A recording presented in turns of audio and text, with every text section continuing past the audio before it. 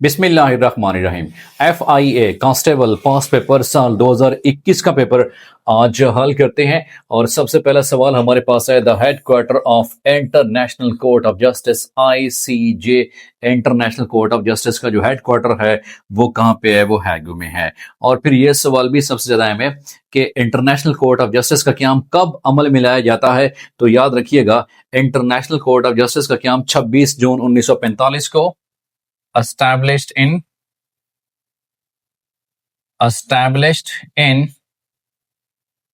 26th of June 1945 को 26 जून 1945 को international Court of justice का क्याम अमल में लाया जाता है। और San Francisco California United States के अंदर इसका क्याम अमल में लाया जाता है। याद रखिएगा जी, सैन फ्रांसिस्को यूनाइटेड स्टेट्स में इसका क्याम अमल में लाया जाता है जी। और ICJ international Court of justice establish year exam में पूछा जाता है कि कब एस्टैब्लिश किया जाता है। तो याद रखिएगा, ये 26 जून 1945 को इंटरनेशनल कोर्ट ऑफ जस्टिस का क्याम अमल में लाया जाता है। और फिर ये सबसे अहम सवाल है कि इसने वर्किंग कब स्टार्ट की थी। तो याद रखिएगा, इंटरनेशनल कोर्ट ऑफ जस्टिस ने वर्किंग कब स्टार्ट की थी? याद रखिएगा, अप्रैल 1946 में बाकायदा इसकी वर्किंग स्टार्ट हो गई थी जी। Regular working started in April 1946. So this is the most important and most critical question that कि अगर ये सवाल पूछा जाए कि इंटरनेशनल कोर्ट ऑफ जस्टिस का क्याम कब अमल में लाया जाता है, तो उसका जो सही जवाब है वो है 26 जून 1945। कहां पे है? सैन फ्रांसिस्को यूनाइटेड स्टेट्स के अंदर। और फिर अगर ये सवाल किया जाए कि बाकायदा वर्किंग कब शुरू की गई थी, तो याद रखिएगा कि रेगुलर वर्किंग जो ICJ की है वो अप्रैल 1946 में इसकी वर्किंग शुरू की गई थी। और फिर यह सबसे अहम सवाल है कि इसके जजेस की कुल तादाद कितनी होती है। इसके जजेस की कुल तादाद याद रखिएगा 15 होती है जी। टोटल जजेस की तादाद कितनी होती है? टोटल जजेस की तादाद जो होती है वो 15 होती है। और फिर इनका जो टर्म ऑफ ड्यूरेशन होता है वो कितना होता है? For 9 years. वो 9 ईयर्स इनका टर्म जो ड्यूरेशन होता है, याद रखिएगा जी, 9 ईयर्स। अब टोटल मेंबर जो इसके जजेस हैं वो 15 हैं। और फिर इनका जो इंतखाब किया जाता है वो याद रखिएगा, इनका इंतखाब हर 3 साल के बाद 1/3 जो है जजेस इलेक्ट होते हैं जी। हर 3 साल के बाद 1/3 ऑफ द जजेस आर इलेक्टेड। 1/3 जो जजेस हैं वो इलेक्ट किए जाते हैं। और ये इलेक्ट जो किए जाते हैं, ये जो यूनाइटेड नेशंस की जो मेन बॉडी है, 2 मेन बॉडीज हैं जिनसे इलेक्ट किया जाता है, general assembly and security council. याद रखिएगा जी, general assembly and security council. General assembly and security council, याद रखिएगा, इन दोनों जो मेन ऑर्गन हैं, सिक्योरिटी काउंसिल, इन दोनों में वोटिंग होती है। और जो भी कैंडिडेट इलेक्टोरल सिस्टम के तहत दोनों बॉडीज में से, इट मींस कि जनरल असेंबली में से भी और सिक्योरिटी काउंसिल में से भी अगर वो अक्सरियत हासिल कर लेता है तो फिर वो कामयाब तस्वर किया जाता है। तो दोनों बॉडीज में से, इट मींस के जनरल असेंबली में से भी और सिक्योरिटी काउंसिल में से भी उनका इलेक्शन जीतना इंतहाई जरूरी है। तो दोनों में उनको मेजॉरिटी जरूरत होती है। और इसका जो टर्म ऑफ ड्यूरेशन कितना होता है वो 9 ईयर होता है, याद रखिएगा। और फिर ये सवाल भी सबसे अहम है कि ये 15 जजेस हैं, ये जजेस कहां कहां से इलेक्ट किए जाते हैं। तो टोटल जजेस की तादाद 15 होती है, जिसमें अफ्रीका में से कितने सिलेक्ट किए जाते हैं, एशिया में से कितने सिलेक्ट किए जाते हैं। तो याद रखिएगा, अफ्रीका और एशिया दोनों में से 3-3 जो है वो सिलेक्ट किए जाते हैं, 3-3 सिलेक्ट किए जाते हैं। इसी तरह से अगर यह सवाल पूछा जाए कि लैटिन अमेरिका और कैरिबियन स्टेट्स में से 2 होते हैं जी, Latin America and Caribbean states, जो कैरिबियन स्टेट्स हैं उनमें से कितने जजेस इलेक्ट किए जाते हैं? उनमें से 2 जजेस इलेक्ट किए जाते हैं। और फिर नेक्स्ट जो जजेस हैं, वेस्टर्न यूरोप कंट्रीज में से कितने होते हैं? वेस्टर्न यूरोप कंट्रीज में से, वेस्टर्न यूरोपियन कंट्रीज में से 5 जजेस होते हैं, याद रखिएगा। और फिर ईस्टर्न जो है, ईस्टर्न यूरोपियन कंट्रीज, इसमें से कुल कितने जजेस जो हैं वो इलेक्ट किए जाते हैं? वो 2 जजेस इलेक्ट किए जाते हैं। याद रखिएगा, यूं टोटल जजेस कितने बनते हैं? 15 बनते हैं। कि अफ्रीका में से 3 जजेस इलेक्ट किए जाते हैं, और इसी तरह से एशिया में से कितने? वो भी 3 ही जजेस इलेक्ट किए जाते हैं, जो कोटा सिस्टम है। उसके बाद Latin America and Caribbean states में से 2, वेस्टर्न यूरोपियन कंट्रीज में से 5, ईस्टर्न यूरोपियन कंट्रीज में से 2। तो टोटल कितने हो गए? 6, 8 एंड 10 एंड 5, 15। टोटल 15 ये जजेस जो हैं वो इलेक्ट किए जाते हैं। और इनका जो टाइम ड्यूरेशन कितना होता है, याद रखिएगा, वो जो टाइम ड्यूरेशन है वो 9 ईयर्स के लिए इनको इलेक्ट किया जाता है। और फिर इनकी एक एडमिनिस्ट्रेटिव बॉडी होती है, उसका नाम होता है रजिस्ट्री। याद रखिएगा, एक एडमिनिस्ट्रेटिव बॉडी होती है, administrative body of ICJ, International Court of justice. उसका नाम क्या है? उसका नाम याद रखिएगा, रजिस्ट्री उसका नाम है। याद रखिएगा जी, उसका नाम क्या है? उसका नाम है रजिस्ट्री। और फिर इसकी 2 ऑफिशियल लैंग्वेजेस हैं रजिस्ट्री की। कौन सी 2 official languages? One is English, second is French. One is the English and second one is the French. और इसकी जो एडमिनिस्ट्रेटिव बॉडी है उसका नाम क्या है? उसका नाम याद रखिएगा रजिस्ट्री है। और उसकी 2 ऑफिशियल लैंग्वेजेस हैं, वो कौन कौन सी है? One is the English and second one is the French. So the most important questions regarding International Court of Justice: one, it was established on 26 ऑफ June 1945 and it was established in San Francisco, United States के अंदर establish की गई थी। लेकिन अगर ये सवाल आ जाए कि इसने वर्किंग कब स्टार्ट की थी, बाकायदा वर्किंग, तो याद रखिएगा वो अप्रैल 1940 में इसने वर्किंग स्टार्ट कर दी थी। टोटल जजेस की तादाद कितनी होती है? वो 15 होती है। टाइम ड्यूरेशन इनका जो होता है वो कितना होता है? वो 9 ईयर्स। और हर जो है 3 साल के बाद 1/3 ऑफ जजेस जो है इनको दोबारा री इलेक्ट किया जाता है। तो ये इनका एक ओवरऑल जो एसओपीज हैं इलेक्शन के हवाले से, तो हर 3 साल के बाद 1/3 ऑफ द जजेस जो इनको इलेक्ट किया जाता है। टोटल जजेस की तादाद 15 होती है। ड्यूरेशन कितना होता है? 9 होता है। और इन 15 जजेस में से अफ्रीकन कंट्रीज में से कितने होते हैं? 3 जजेस। एशियन में से 3, Latin America and Caribbean states में से कितने? 2 होते हैं। और वेस्टर्न यूरोपियन कंट्रीज में से 5, ईस्टर्न यूरोपियन कंट्रीज में से टोटल 2 जजेस इलेक्ट किए जाते हैं। So these are informations are regarding ICJ, International Court of Justice के हवाले से जो भी मुमकिन कंसेप्चुअल क्वेश्चंस बन सकते हैं वो यहाँ पर मैंने डिस्कस कर दिए हैं। हमारी रेगुलर और कंसेप्चुअल क्लासेस ज्वाइन करने के लिए आप नीचे दिए गए व्हाट्सएप नंबर पे कांटेक्ट कर सकते हैं। अब अगले सवाल की तरफ बढ़ते हैं कि अगला सवाल पेपर में कौन सा था। द नेक्स्ट क्वेश्चन इज, अगला सवाल जो हमारे पास है, that is the headquarter of NATO located in the city। जो हेडक्वार्टर है नेटो का वो कहां पर वाक़ है? वो ब्रसेल्स के अंदर वाक़ है। याद रखिएगा। और बेसिकली जो नेटो है ये किस चीज का एक्रोनिम है? इंग्लिश में इसको नाम बोलेंगे बेसिकली ये नॉर्थ अटलांटिक ट्रीटी ऑर्गेनाइजेशन, ये नेटो है। और अगर ये देखा जाए कि नेटो कब एस्टैब्लिश की जाती है, तो याद रखिएगा 4 अप्रैल 1949 को वाशिंगटन डीसी में ये एस्टैब्लिश की जाती है। नेटो वाज एस्टैब्लिश्ड इन,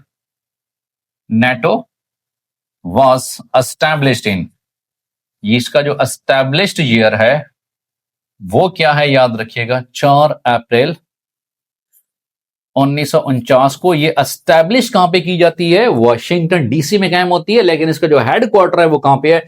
वो ब्रसेल्स के अंदर है। कहां पे एस्टैब्लिश होती है? याद रखिएगा वाशिंगटन डीसी, यूनाइटेड स्टेट्स में। ये वाशिंगटन डीसी यूनाइटेड स्टेट्स में एस्टैब्लिश की जाती है।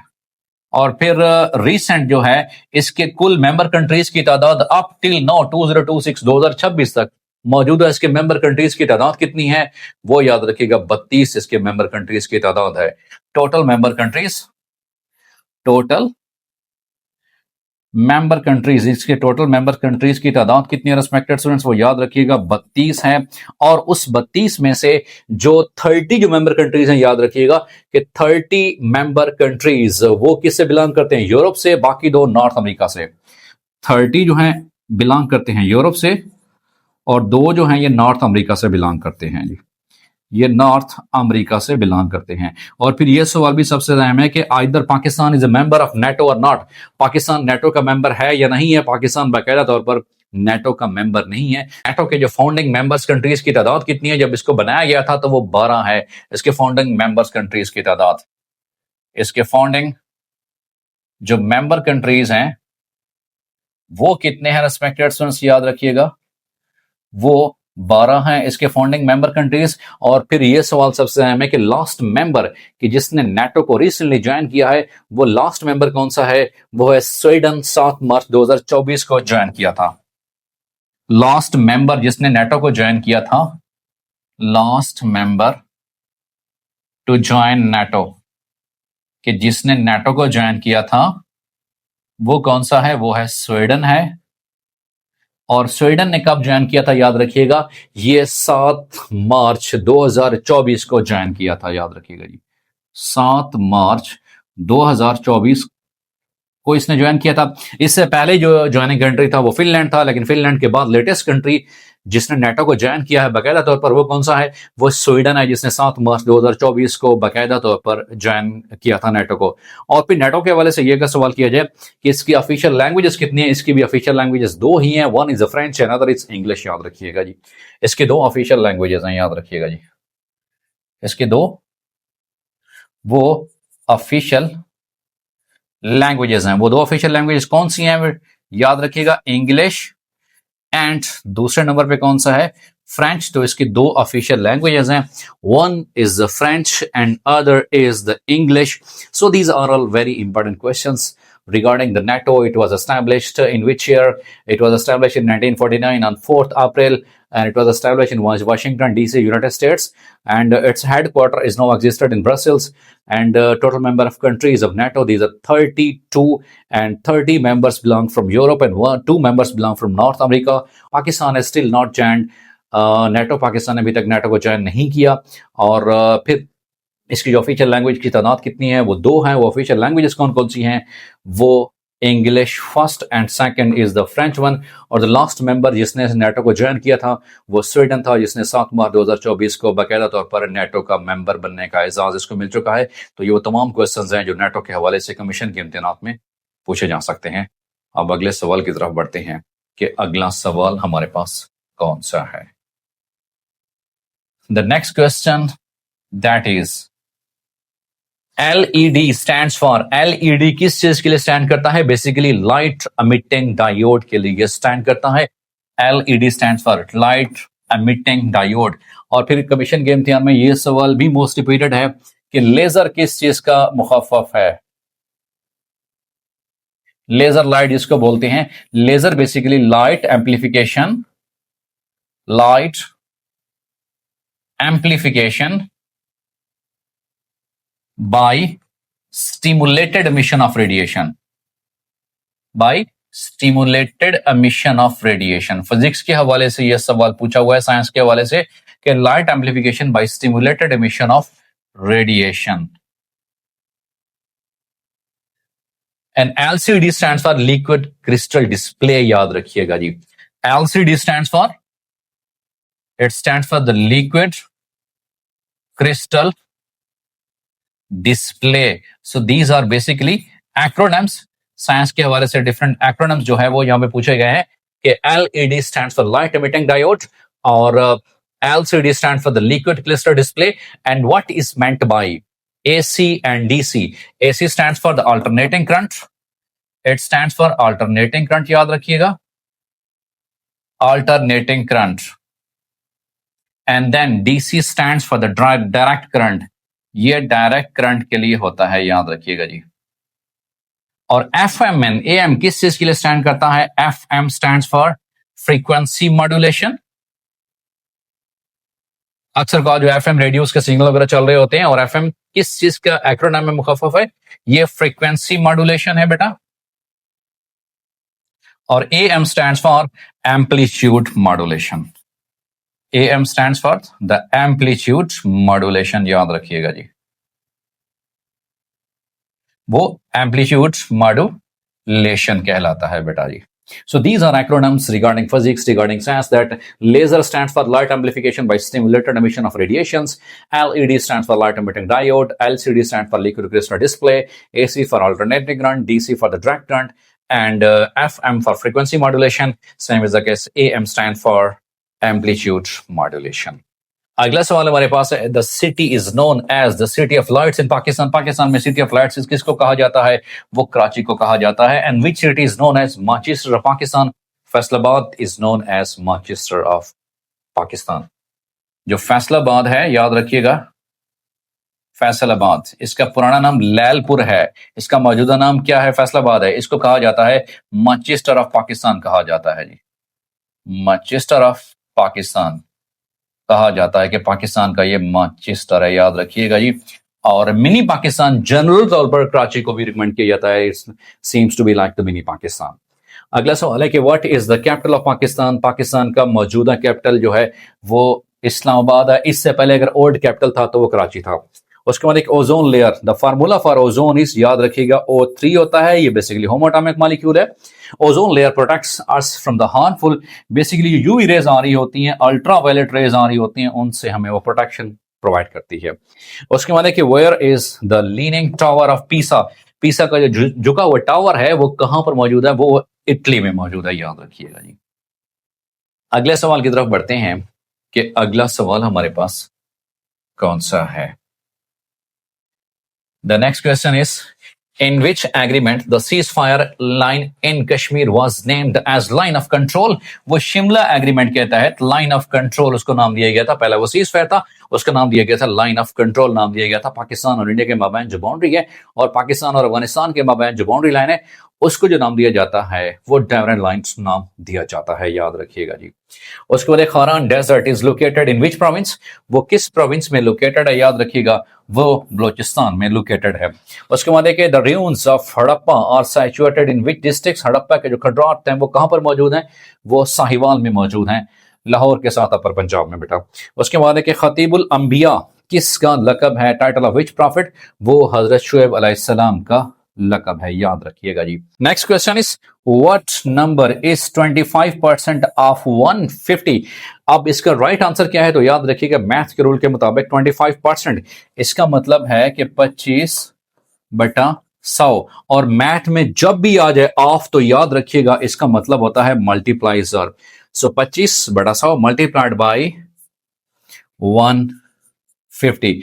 0 0 से cancel, 5 2s are 10, 5 3s are 15 और 25 को 3 से मल्टीप्लाई करो तो वो आता है 75/2। अब अगर इसको डिवाइड करें तो याद रखिएगा 2 1s are 1, 2 3s are 6, तो 1 है 15, तो 2 7s are 14.1 आएगा तो वो 0 बनेगा, 10 5 बनेगा तो 37.5 इसका सही जवाब है। मैथ के हवाले से यह सवाल पूछा हुआ था।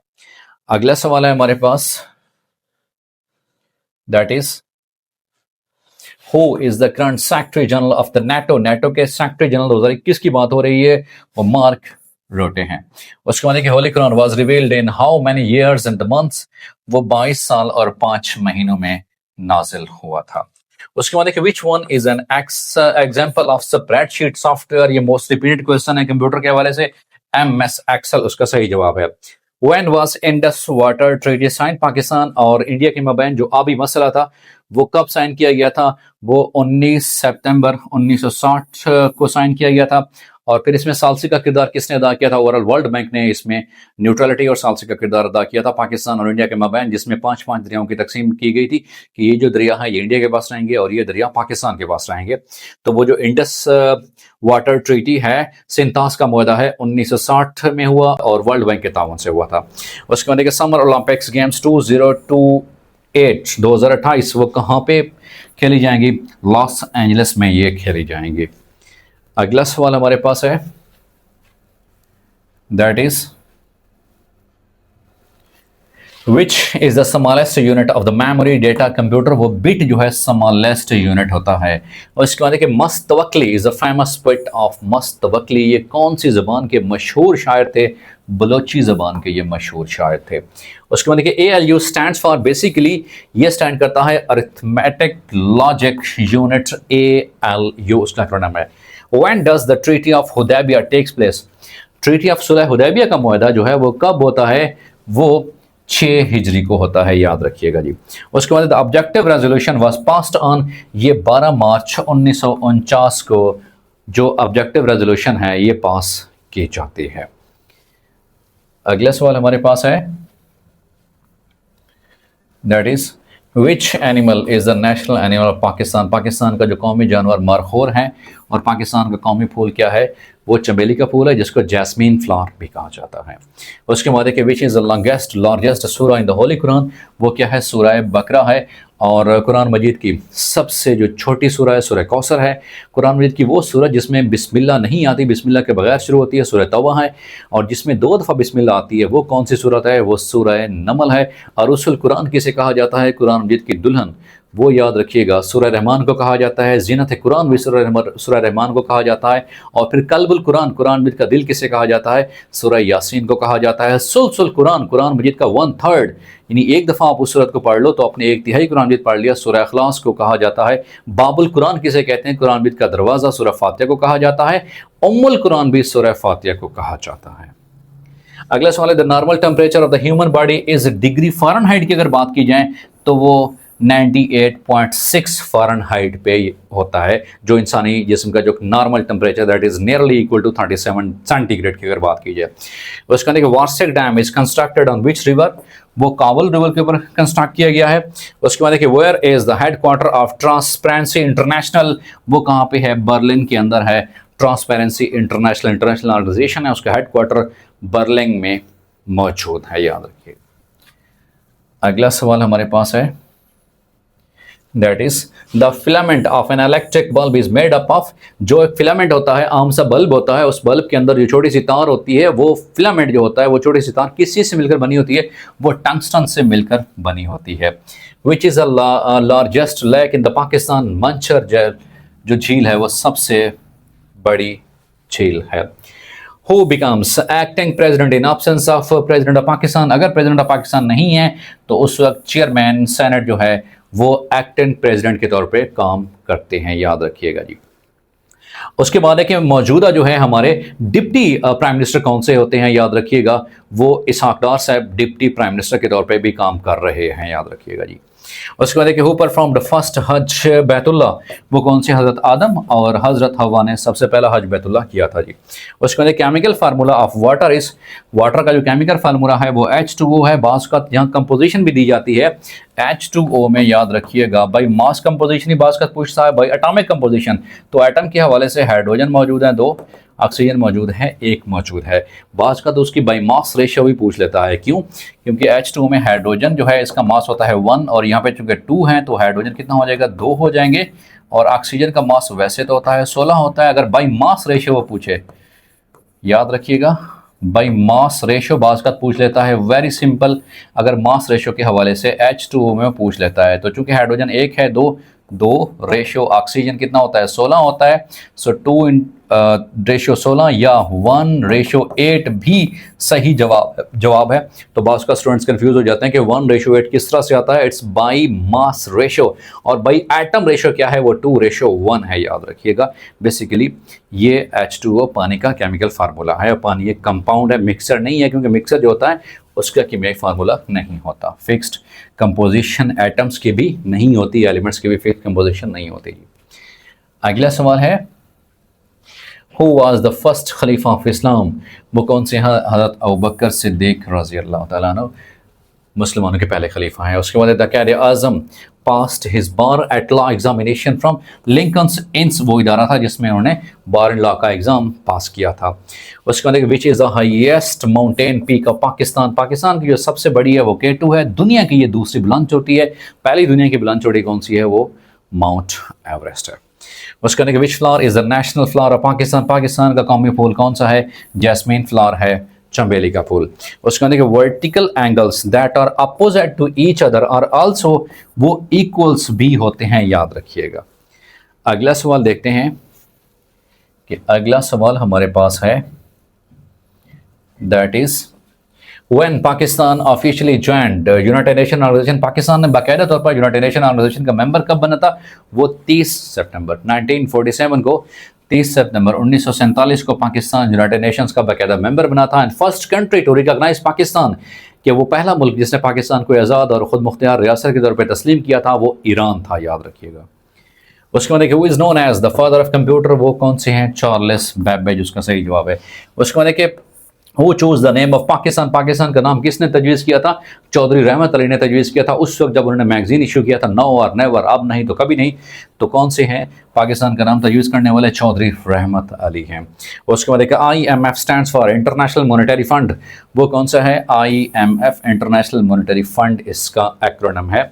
उसके बाद देखिए SIAM is the old name of which country, वो थाईलैंड का ओल्ड नेम, याद रखिएगा सियाम है।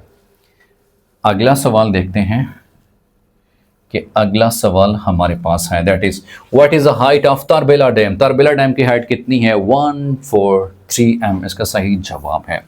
उसके बाद in which year Urdu Hindi controversial, जो उर्दू हिंदी तनाज़ा हुआ था वो 1867 में हुआ था उस वक्त। उसके बाद है द कैपिटल ऑफ बेल्जियम इस, बेल्जियम का कैपिटल कौन सा है? वो ब्रसेल्स है, याद रखिएगा जी। उसके बाद कंप्यूटर के हवाले से सवाल है कि DOS स्टैंड्स फॉर, ये किस के लिए स्टैंड करता है? डिस्क ऑपरेटिंग सिस्टम, उसका सही जवाब है। उसके बाद देखिए what is the extension of MS word documents, MS word document की एक्सटेंशन क्या होती है? एक्स, वो डॉक एक्स होती है, याद रखिएगा। ये कंप्यूटर के हवाले से सवाल था और MS वर्ड और पावर पॉइंट के हवाले से ये सवाल पूछा हुआ था। अगला सवाल हमारे पास है, that is GUI stands for, ये किसके लिए स्टैंड करता है? ये बेसिकली ग्राफिकल यूजर इंटरफेस, उसका सही जवाब है। What is the capital of Turkey, Turkey का दारुल कौन सा है? वो अंकारा है, याद रखिएगा। उसके बाद है कि GDP स्टैंड्स फॉर, ये बेसिकली ग्रॉस डोमेस्टिक प्रोडक्ट है, इसका सही जवाब है। और उसके बाद है कि रोम स्टैंड्स फॉर, ये रीड ओनली मेमोरी है, और दूसरा जो होता है हमारे पास वो रैम होता है, रैंडम एक्सेस मेमोरी होती है, जबकि ROM स्टैंड्स फॉर ये रीड ओनली मेमोरी होती है। Which is the longest river of the USA, USA का लॉन्गेस्ट रिवर वो कौन सा है? वो मिसूरी रिवर, उसका सही जवाब है। अगले सवाल की तरफ बढ़ते हैं। अगला सवाल हमारे पास है Pakistan ideology is based on, Pakistan की जो नज़रियाती असास है वो कौन सी है? इस्लाम उसकी नज़रियाती असास है, क्योंकि पाकिस्तान इस्लाम के नाम पर ही बनाया गया था। उसके बाद है who is the founder of the Facebook, Facebook के फाउंडर कौन से हैं? वो ज़ुकरबर्ग, वो उसके फाउंडर हैं। उसके बाद है कि थॉमस कप इज एसोसिएटेड, वो किस चीज़ के साथ एसोसिएटेड है? वो याद रखिएगा बैडमिंटन के साथ एसोसिएटेड होता है जी। Asia Pacific economic cooperation headquarter कहाँ पे है? वो सिंगापुर में उसका हेडक्वार्टर वाक़ है। उसके बाद कि व्हेन एशियान, एशियान कब बनाई गई थी? फाउंडेड इन द कंट्री, वो थाईलैंड के अंदर इसको एस्टैब्लिश्ड किया गया था, इस ऑर्गेनाइजेशन को जिसका नाम एशियान है, और इसको एस्टैब्लिश किया गया था थाईलैंड के अंदर, इसको एस्टैब्लिश्ड किया गया था। अगले सवाल की तरफ बढ़ते हैं। अगला सवाल हमारे पास है, that is who is the current leader of opposition in the national assembly of Pakistan. तो उस वक्त 2021 की बात हो रही थी, महमूद खान अचकज़ई उस वक्त 2021 में पाकिस्तान की जो नेशनल असम्बली है वो हिज़्ब इख्तिलाफ के वो लीडर मुंतखब हुए थे। उसके बाद कि which is the largest crude oil producing country in the world, वो कौन सा है? वो यूनाइटेड स्टेट्स है, जो खाम तेल तैयार करता है। उसके बाद कि who was the first honourable chief justice of Pakistan, वो कौन से हैं? जस्टिस अब्दुल रशीद साहब हैं, जो पहले चीफ जस्टिस पाकिस्तान के मुंतखब होते हैं। उसके बाद है कि Facebook was launched in the year, Facebook 2004 में लॉन्च की गई थी। उसके बाद है कि to insert a hyperlink which short key is used, basically control plus के इस्तेमाल किया जाता है। कॉपी करने के लिए कंट्रोल प्लस C होता है, और पेस्ट करने के लिए कंट्रोल प्लस V होता है, और प्रिंट करने के लिए कंट्रोल प्लस P होता है, याद रखिएगा जी। तो ये शॉर्टकट की इस कंप्यूटर के हवाले से ये सवाल पूछा हुआ था। अगला सवाल हमारे पास है, that is the first gas field Pakistan discovered in 1952, 1952 में जो गैस दरियाफ्त हुई थी वो बलूचिस्तान के कौन से इलाके में दरियाफ्त हुई थी? सुई के इलाके में दरियाफ्त हुई थी, इसीलिए उसका नाम भी, उस गैस का नाम भी सुई रखा गया था, याद रखिएगा। Who was the last viceroy of India after independence? Most repeated question है, लॉर्ड माउंटबेटन आखिरी वायसराय हैं। BCC स्टैंड्स फॉर, ये किसके लिए स्टैंड करता है? बेसिकली ब्लाइंड कार्बन कॉपी के लिए ये स्टैंड करता है। उसके बाद देखिए CPU स्टैंड्स फॉर, ये सेंट्रल प्रोसेसिंग यूनिट होता है, और ये कंप्यूटर का ब्रेन भी होता है, मोस्टली सेंट्रल प्रोसेसिंग यूनिट होता है, ये बेसिकली तमाम चीज़ों को प्रोसेस कर रहा होता है। उसके बाद देखिए Shandur pass connects which of the following, ये किसको कनेक्ट करता है? शंदूर जो पास है, याद रखिएगा, ये चित्राल और गिलगित को आपस में कनेक्ट करता है। अगले सवाल की तरफ बढ़ते हैं। अगला सवाल हमारे पास है, that is the world's largest fresh water lake की अगर बात की जाए तो याद रखिएगा वो लेक सुपीरियर लेक है, but in term of the largest fresh water lake याद रखिएगा जी। Shortest surah of the holy Quran वो कौन सी है? वो सूरह कौसर है। उसके बाद है कि who was the viceroy of India at the time of architect of partition of Bengal. Partition of Bengal के वक्त उसका कौन सा था? वो लॉर्ड क्रूजन साहब थे, और ये 1905 में होती है, और फिर लेकिन 1911 में इसको मनसूख भी कर दिया जाता है। उसके बाद है कि deepest port of Pakistan, Pakistan की डीपेस्ट पोर्ट वो कौन सी है? वो गवादर उसका सही जवाब है। उसके बाद है कि which is the largest river in Asia, Asia के अंदर लार्जेस्ट रिवर कौन सा है? वो यंगटेजी उसका सही जवाब है कि ये एशिया के अंदर लार्जेस्ट रिवर है। अगले सवाल की तरफ बढ़ते हैं। अगला सवाल हमारे पास है, that is a land tax imposed on the non Muslims cultivators and landlords. जो नॉन मुस्लिम लैंडलॉर्ड होते हैं और उनके लिए जो टैक्स वो लागू किया जाता है उसका नाम क्या था? खराज उसका सही जवाब है। उसके बाद है कि मोस्टली राइस इज कल्टीवेटेड इन, जो राइस कल्टीवेट की जाती है पंजाब के अंदर सबसे ज़्यादा कल्टीवेशन की जाती है राइस, वो पंजाब उसका सही जवाब है। उसके बाद headquarter of SAARC is located in, SAARC का हेडक्वार्टर कहाँ पे है? ये काठमांडू में है। देखिए where IMF headquarter is located in, international monetary fund का हेडक्वार्टर कहाँ पे है? वाशिंगटन DC में है, याद रखिएगा वाशिंगटन DC में है। उसके बाद देखिए what is the extension name in the MS power point. MS power point के अंदर जो एक्सटेंशन नेम है वो .pptx उसका सही जवाब है। कंप्यूटर के हवाले से MS पावर पॉइंट के हवाले से यह सवाल पूछा हुआ था। अगला सवाल है हमारे पास, that is in which province of Pakistan Mirani dam is being constructed. वो कौन सा है? वो बलोचिस्तान है जो कंस्ट्रक्ट किया गया था। उसके बाद देखिए विच protocol provides email facility among the different host. तो वो SMTP है जो कि ईमेल की सहूलत भी देता है जी। Who is the current governor of Balochistan, उस वक्त की बात हो रही है, वो कौन से थे? वो जाफर खान मंदुखेल उसका सही जवाब था। 2021 की बात हो रही है। उसके बाद देखिए Mangla dam was constructed on which river, किस रिवर के ऊपर मंगला डैम को कंस्ट्रक्ट किया गया था? वो जहलम रिवर के ऊपर इसको तामीर किया गया था। अगला सवाल हमारे पास है, that is which is the deepest place of Indian ocean की जो बात हो रही है वो कौन सा है? जावा ट्रेंच डीपेस्ट प्लेस है। उसके बाद देखिए फास्टिंग वाज मेड ऑब्लिगेटरी, रोज़ा कब फर्ज किया गया था? वो 10 शाबान को 2 हिजरी को फर्ज किया गया था। उसके बाद देखिए निसाब ऑफ ज़कात फॉर द गोल्ड इस वो कितना है? 7.5 तोला है, और चांदी का निसाब क्या है? वो 52.5 तोले है, याद रखिएगा जी। या इसकी मालियत के बराबर अगर रकम 1 साल के लिए होती है तो उसके ऊपर भी ज़कात फर्ज होती है। सोने का निसाब क्या है? 7.5 तोले। चांदी का निसाब क्या होता है? 52.5 तोले, याद रखिएगा। USB stands for, USB basically है क्या? ये यूनिवर्सल सीरियल बस है। उसके बाद देखिए फाटा वाज मर्ज विद KPK, फाटा को KPK के अंदर इंजमाम किया गया था, मर्ज किया गया था। अंडर विच कॉन्स्टिट्यूशन अमेंडमेंट्स, वो 25वीं जो तरमीम थी उसके तहत फाटा को इसके अंदर मर्ज कर दिया गया था। पाकिस्तान के आइन में तब्दीली करके फाटा जो था उसको मर्ज कर दिया गया खैबर पख्तूनख्वा में। तो कौन सी पाकिस्तान की जो 1973 की आइनी तरमीम है वो उसमें 25वीं आइनी तरमीम के तहत उसको मर्ज किया गया था।